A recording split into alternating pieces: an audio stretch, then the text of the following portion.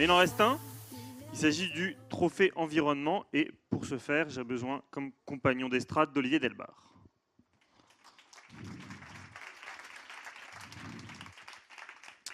Monsieur le professeur à l'ESCP, rappelez que cette catégorie, les projets de cette catégorie ont mis en place des projets afin d'agir en faveur de la réduction des impacts. Et donc là, on m'a bien précisé, pas uniquement de CO2, mais des impacts environnementaux au sens large, de la préservation de l'environnement et de la biodiversité, et donc de favoriser les comportements respectueux de l'environnement. Catégorie pour laquelle nous avons reçu 11 prix. Donc là aussi, à 2 chiffres, c'était conséquent. Le prof à l'ESCP, lui, il est content quand il vient là, parce qu'évidemment, comme il faut toujours mettre en avant des bonnes pratiques pour renouveler ce qu'on dit à ses étudiants, est-ce que les cours à l'ESCP vont pouvoir reprendre certaines des bonnes entreprises qui ont été présentées par des adhérents du LEM?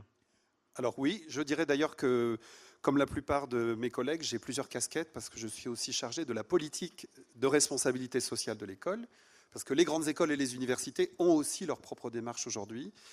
Et je fais également de l'accompagnement des entreprises dans leur démarche RSE, donc voilà, pour les casquettes. Et le SCP se situe bien sur cette... Alors, pour répondre à cette question, en fait, nous sommes une école qui forme des managers de demain.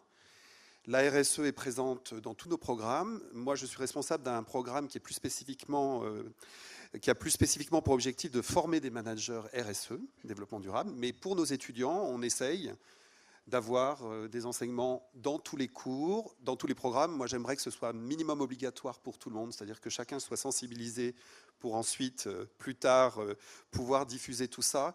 Mais on avance, et je dirais un petit peu comme les entreprises du médicament, on a tous nos courbes d'apprentissage, je dirais, en tant que prof. Mais en tout cas, ce qui m'a intéressé j'ai tout de suite dit oui quand on m'a proposé de participer à jury. Ce qui m'a beaucoup intéressé, c'est que c'est un secteur que je connaissais plus très bien sur les questions de RSE, et j'ai été franchement, très agréablement surpris par la diversité des projets. Et également, moi, je suis très sensible au fait qu'on avait des entreprises de toute taille. Ça a été dit au départ. Je pense qu'on peut faire de la RSE, qu'on soit une PME ou une grande entreprise. Ce qui compte, c'est la volonté managériale, la volonté stratégique, c'est l'intelligence de trouver les meilleures façons de le faire. Et donc, on a eu une diversité très, très importante. Donc oui, je vais intégrer ça. Et je dirais que pour moi, maintenant, les entreprises du médicament sont un des secteurs sur lesquels je vais me pencher régulièrement. Et j'imagine évidemment que le lauréat fera donc partie des cours futurs.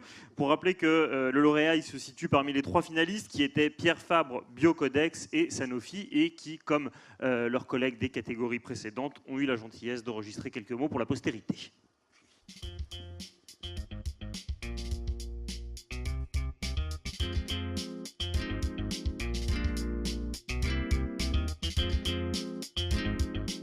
L'objectif de notre projet était de valoriser des résidus de marc de plantes que nous utilisons pour fabriquer nos actifs pharmaceutiques dans une chaudière biomasse pour alimenter en eau chaude la plus grosse usine du groupe.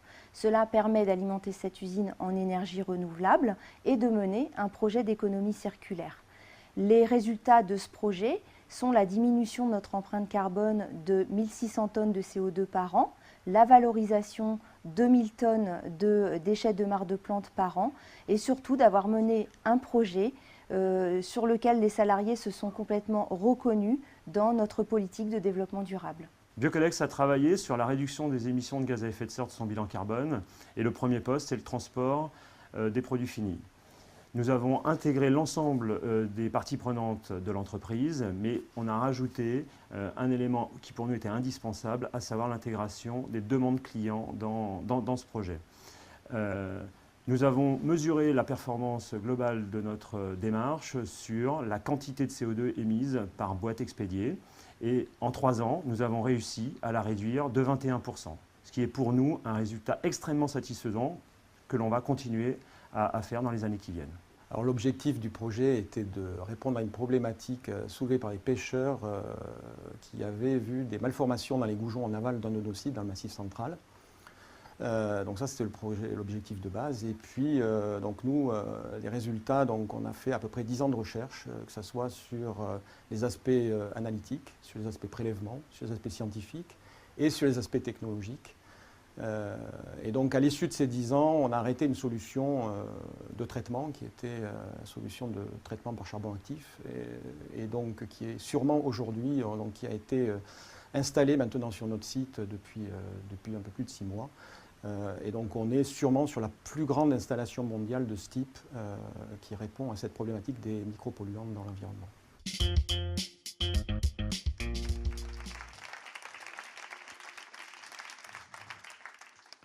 Différentes tailles. Alors, est-ce que c'est le plus grand qui a gagné? Je propose tout de suite de voir en image ce qu'il en est.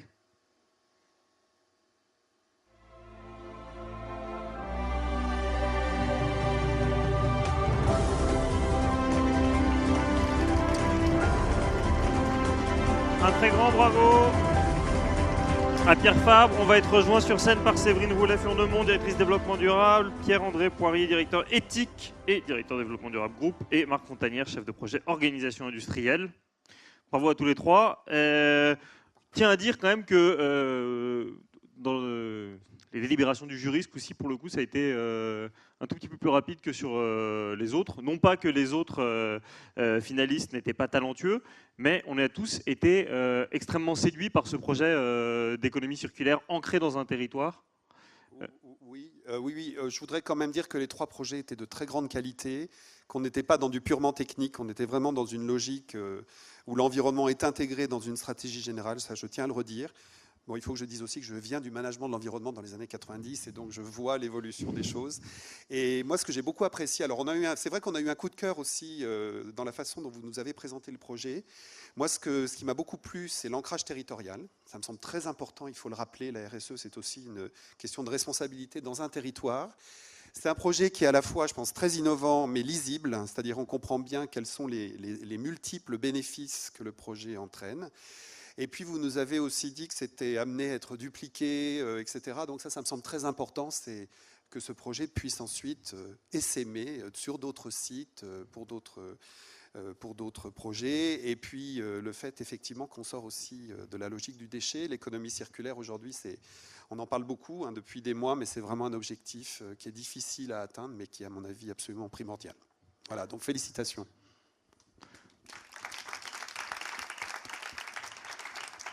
Alors évidemment, c'est une catégorie particulière eu égard à la résonance de l'actualité, parce que cette année, la France, on organise la COP 21, donc bon, c'est vrai qu'il y avait une activité un peu lourde autour de l'environnement. Et juste avant qu'on monte sur scène, vous me disiez, en fait, pour monter ce projet, il faut une grosse part de conviction et aussi un peu d'insouciance par rapport aux aspects réglementaires. Il ne faut pas écouter les discours défaitistes sur l'instabilité réglementaire. Quand on a une conviction sur la biomasse, il faut y aller. C'est ça? C'est exact. Vous résumez parfaitement bien le propos que nous avons eu tout de suite.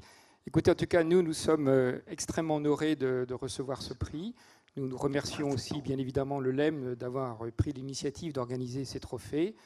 Ce fut un projet effectivement passionnant à mener, qui ne fut pas simple, tant sur un plan réglementaire que technique. Permettez-moi aussi d'avoir quand même une pensée pour celui qui fut à l'origine de ce projet, qui est notre fondateur, M. Pierre Fabre. Et je salue ici sa mémoire, parce que sans sa détermination, nous n'aurions peut-être pas réussi. Ce fut un beau projet parce qu'il illustre parfaitement notre politique de responsabilité sociétale. Vous l'avez souligné, notamment lié à l'aspect de l'ancrage territorial, mais également il exprime combien nous sommes soucieux de l'impact environnemental de nos activités. Donc merci beaucoup, nous sommes très très fiers. Merci. Et puis ce fut aussi une très belle aventure humaine, et c'est pourquoi j'ai souhaité être accompagné non seulement de Séverine Roulet-Furnemont, mais également de Marc Fontanière, qui représente l'industrie, puisque ce fut une très belle aventure humaine. Merci encore. Merci à vous. Merci pour vos mots qui nous touchent.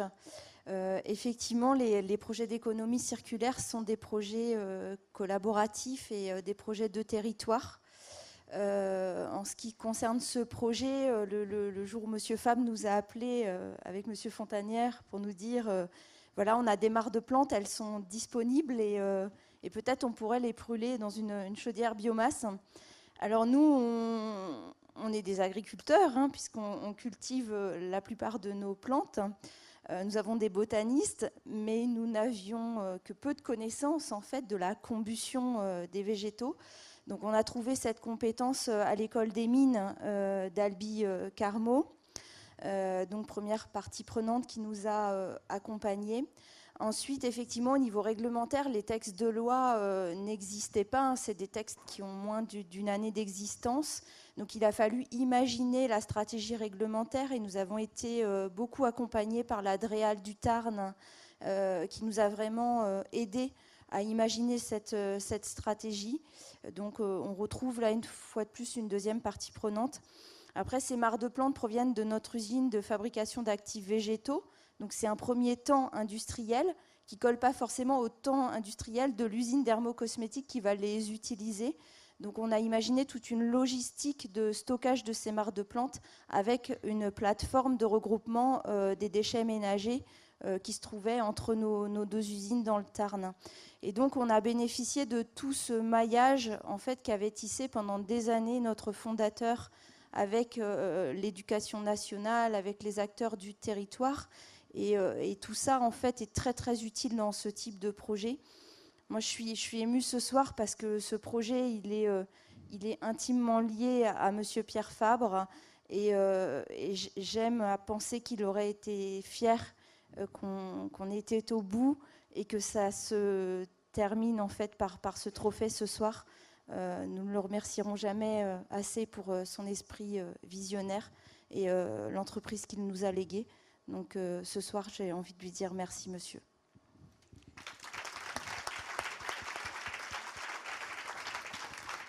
Mettez-vous bien dans la lumière. Voilà. Olivier, non, mais monsieur le membre du jury, il faut venir avec tes lauréats. Projet,